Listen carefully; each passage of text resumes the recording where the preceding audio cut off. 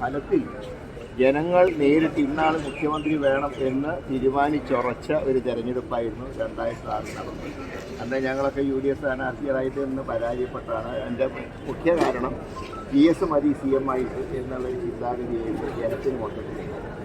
അങ്ങനെ ഒരു മാത്രമല്ല, പ്രതിപക്ഷ നേതാവ് എന്നുള്ള നിലയിൽ സഭയ്ക്കകത്ത് മാത്രമല്ല പുറത്തും അധികം പ്രതിപക്ഷം ഉണ്ട്.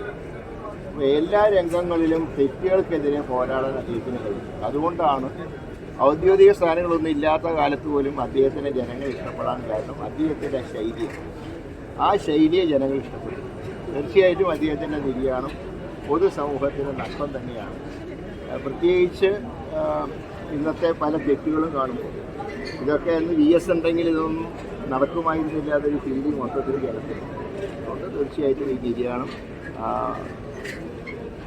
സമൂഹത്തിന് നഷ്ടമാണ്. അദ്ദേഹത്തിൻ്റെ കുടുംബത്തിനോടും പാർട്ടിയോടും ഞങ്ങൾക്കൊക്കെയുള്ള ദുഃഖം.